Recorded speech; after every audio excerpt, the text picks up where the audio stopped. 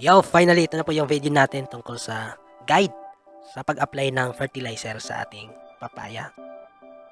So marami na akong videos dito tungkol sa papaya, mula seedling preparation sa transplanting at yung stages ng papaya, kung ilang buwan bago mamulaklak at mamunga, at kung paano malalaman na pwede nang harvestin ang bunga ng papaya, no?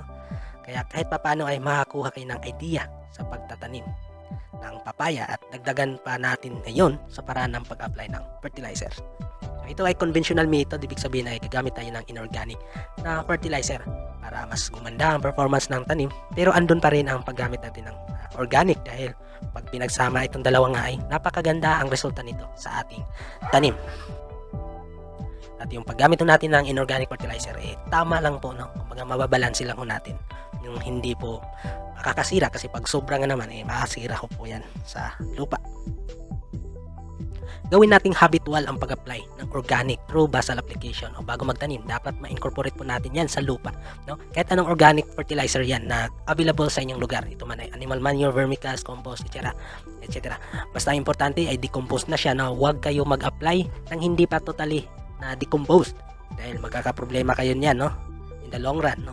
Doon sa inyong lupa. Ang papaya kasi ay tatagal ng 2 taon o higit pa. Kaya pa nga nito 3 taon, pero madalang lang, no? Makasurvive ng ganito katagal. Pero nasa pag-alaga rin kasi yung sekreto niya, no? Nakadepende yung life maturity ng puno. Pag napabayaan, baka wala pang 1 taon, no? Kalating taon, mag-collapse na. Tulad nito, sayang lang, no? Hindi pa napag-harvestan. Hindi naalagaan eh. Sayang lang, no? Kulang, no? Yung pag-aalaga. Kaya napakalaking bagay ang organic na ating ilalagay, dahil long term itong mapakinabangan ng lupa at ng papaya. At ganoon din sa atin pong itatanim na mga gulay o iba pa. Mas maraming organic, mas maganda. Dapat hindi rin kayo mabitin doon sa pag-apply ng tubig, lalo pagsapit ng tag-araw.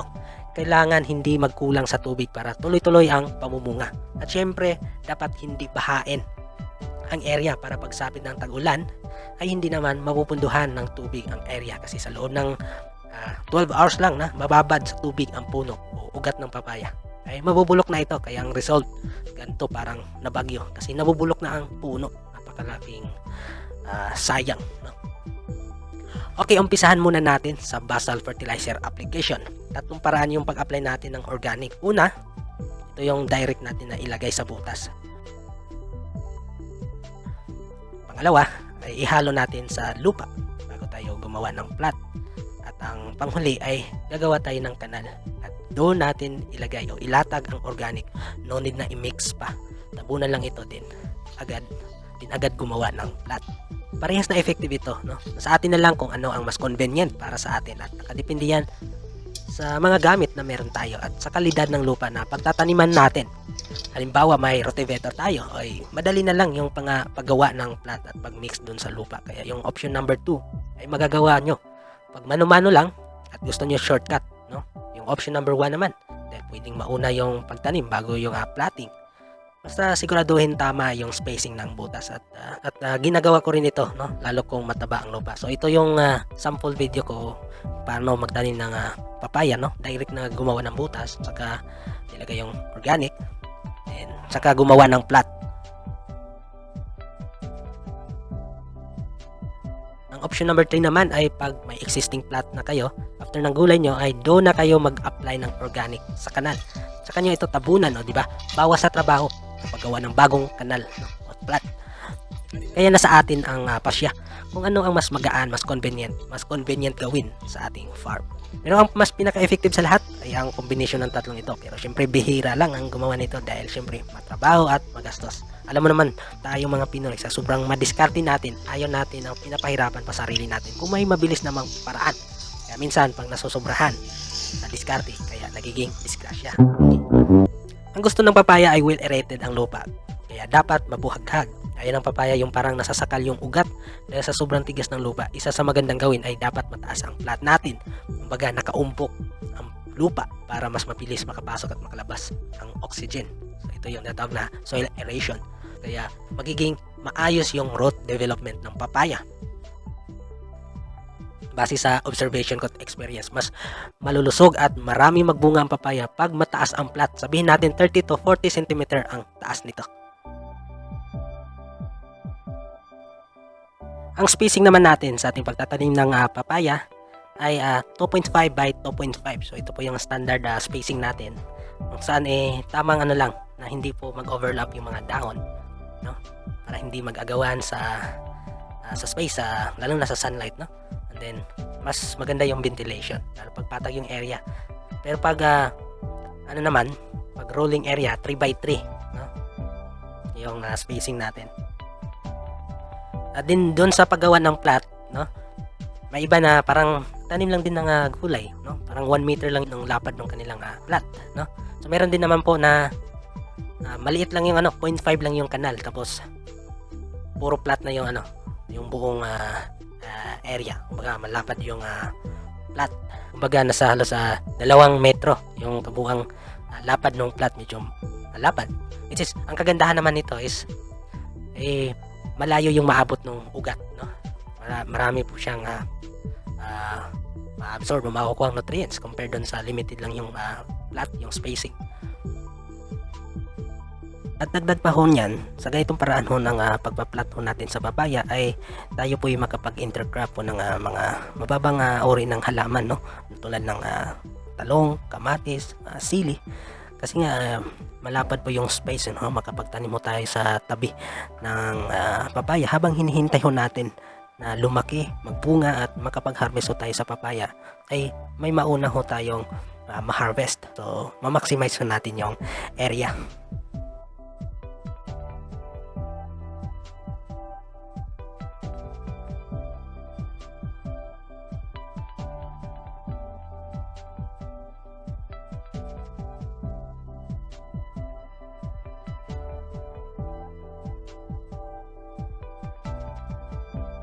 So ayan, okay na ang organic basal fertilizer natin. Kaya sa fertilizer maintenance naman tayo na may weekly and monthly application.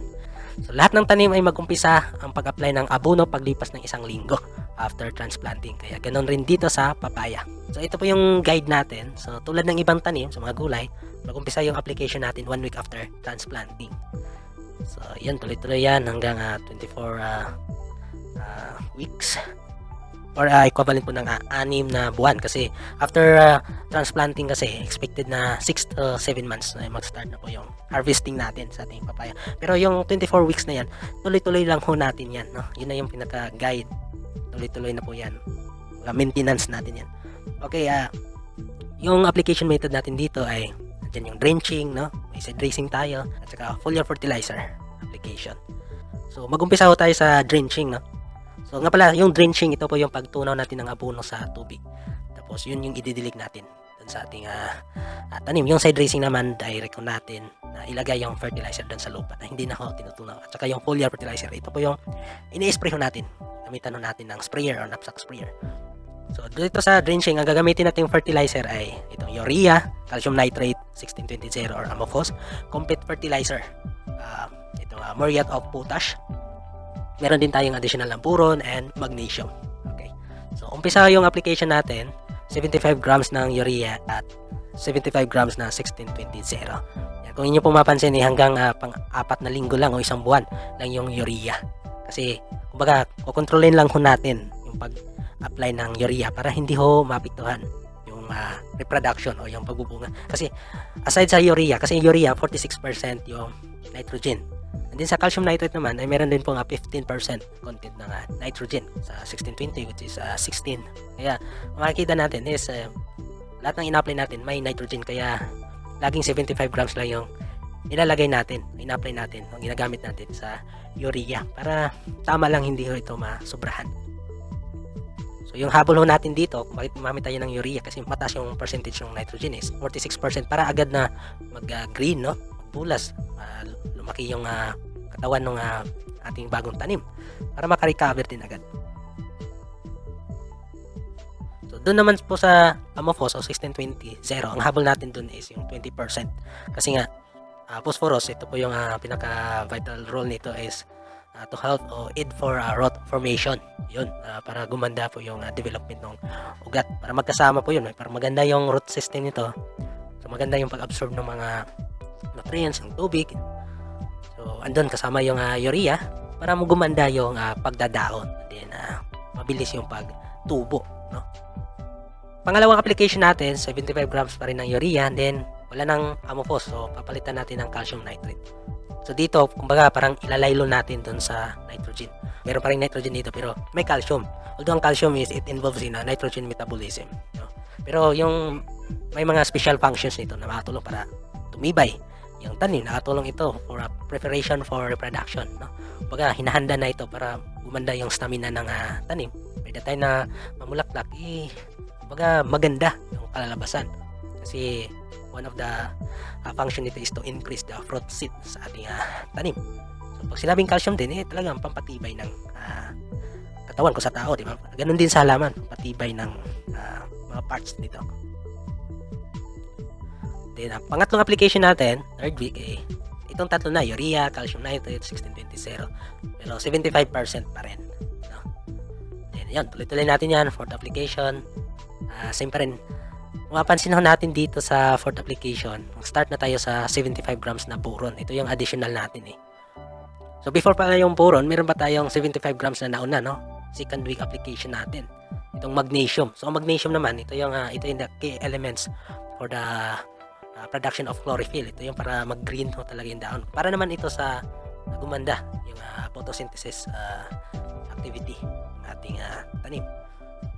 So yung paggamit naman natin ng boron, nakatulong ito para mapadami o mapaganda yung production ng pollen doon sa bulaklak. Kaya maraming pollen, mataas yung percentage na mabuo yung bulaklak into fruits.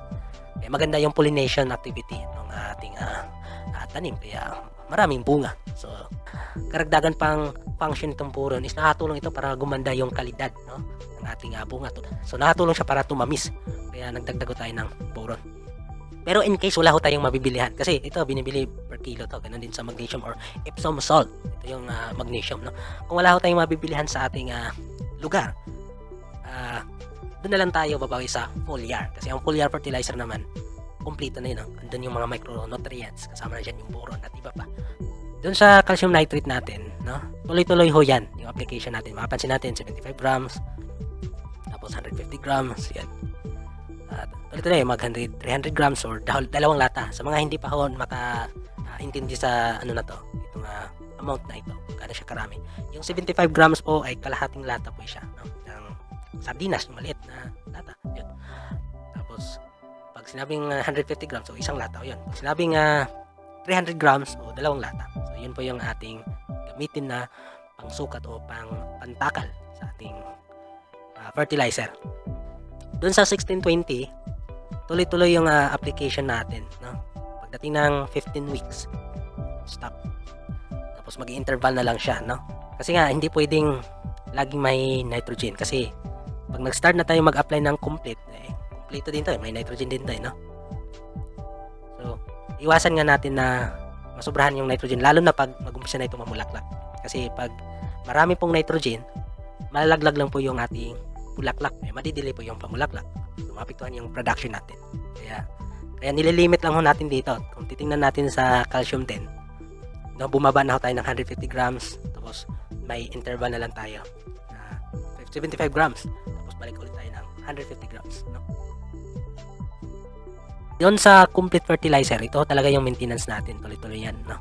Start yung application natin, 9th week. Yun. Tuloy-tuloy yan. Tapos muriate of potash, no?